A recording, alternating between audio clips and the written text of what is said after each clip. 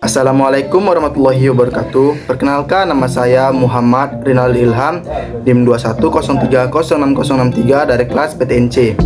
Pada video ini saya akan menjelaskan tentang traktus genitalia pada bebek betina. Yang bagian pertama itu ada ovarium. Ovarium ini berkembang hanya di bagian sebelah kiri.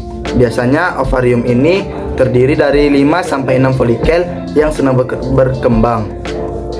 Ovarium ini dibagi menjadi dua. Yang pertama itu ada bagian korteks atau bagian luar dan medula bagian dalam. Korteks mengandung folikel yang ada sel-sel telur yang mencapai kisaran 12.000, tapi hanya beberapa telur saja yang dapat mampu masak. Yang kedua itu ada oviduk, merupakan saluran tempat di mana disekresikannya albumen atau putih telur, membran kerabang, dan pembentukan kerabang telur. Perkembangan folikel ovarium dirangsang oleh folikel stimulatin hormon atau FSH, di mana dari kelenjar pituitari anterior. Bagian oviduk ini terdiri dari beberapa bagian. Yang pertama itu ada infundibulum yang berbentuk seperti corong dari oviduk yang berfungsi untuk menangkap dan menelan ovum atau yolk yang masak sehingga akan masuk ke dalam oviduct.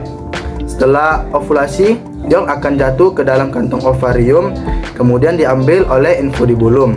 Yang kedua itu ada magnum. Magnum ini tersusun dari glandula tubuler yang sangat sensibel. Sintesis dan sekresi putih telur atau albumen terjadi di sini. Yang ketiga itu ada ismus. Ismus ini berfungsi untuk mensekresikan membran atau selaput telur, dan telur yang berada di sini berkisaran sampai 1-2 jam. Lalu selanjutnya telur akan masuk ke dalam uterus yang merupakan glandula kerabang telur. Pada bagian ini terjadi dua fenomena. Yang pertama ada dehidrasi putih telur atau plumping. Kemudian itu ada pembentukan kerabang telur. Yang kelima itu ada vagina.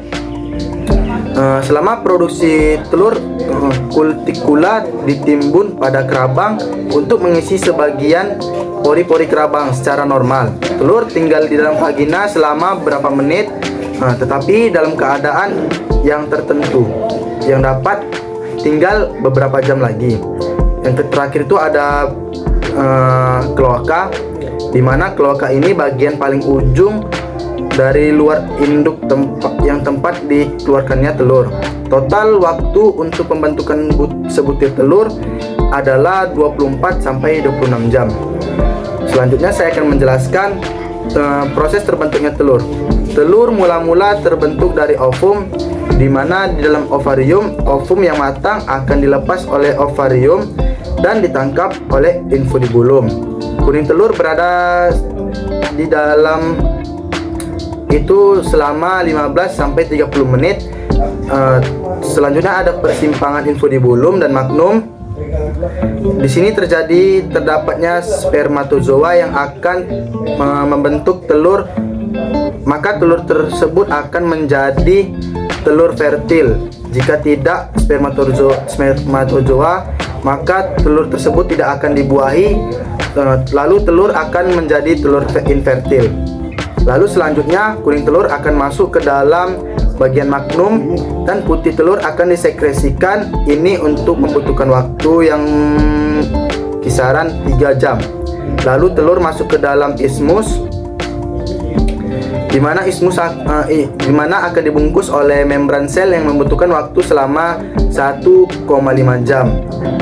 Lalu telur akan masuk ke dalam uterus. Di dalam uterus ini terjadi pembentukan kerabang telur yang membutuhkan waktu selama 18-21 jam. Selanjutnya telur terbungkus kerabang yang masuk ke dalam vagina. Di vagina ini terjadi kurtikula, yaitu penyempurnaan posisi dan pori-pori telur.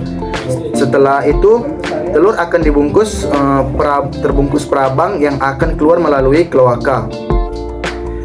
Proses pembentukan telur membutuhkan waktu 24-25 jam.